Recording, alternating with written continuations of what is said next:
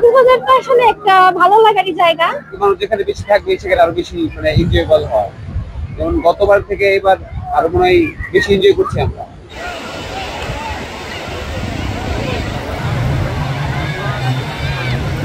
কক্সবাজারটা আসলে একটা ভালো লাগারই জায়গা। আমারও তো ভীষণ ভালো লাগছে, কিন্তু এই কক্সবাজার আসার পরে অনেকটা হ্যারাসমেন্টের শিকারও হতে হয় আমাদের। যেমন ফটোগ্রাফাররা অনেকটা হ্যারাসমেন্ট করে। যেমন কালকে আমি একটা জায়গায় আমি ছবি তুলেছি, ইনানিবিতে গিয়েছিলাম। সেখানে আমার একটা জায়গায় আমার 600 টাকা ক্লিক করছে, যার একটার দাম ছিল 5 টাকা পিস। তো ওখানে আমার অনেকগুলো টাকা হয়েছে, ওই টাকা দিয়ে আমার সবগুলো ছবি আনতে হয়েছে।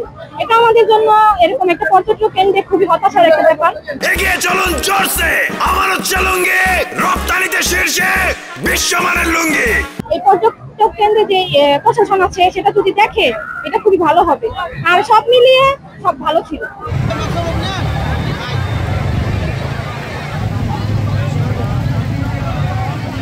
অনেক অনেক অনেক বেশি ভালো লাগতেছে। আমার হাজবেন্ডের সাথে মানুষ অনেক লং টাইম ছুটি পাইছে, তো অনেক লোক আসছে এখানে। ভালোই লাগছে, পরিবেশ অনেক সুন্দর। কোন শৃঙ্খল নাই, কোন গ্যাঞ্জাম নাই, কিছু নাই। খুব সুন্দর পরিবেশ, আমি এনজয় করতেছি।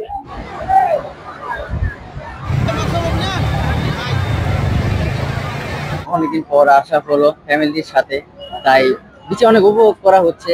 এখানে ফ্যামিলির সাথে একটা আলাদাভাবে একটা এনজয় ভোগ করা যায়।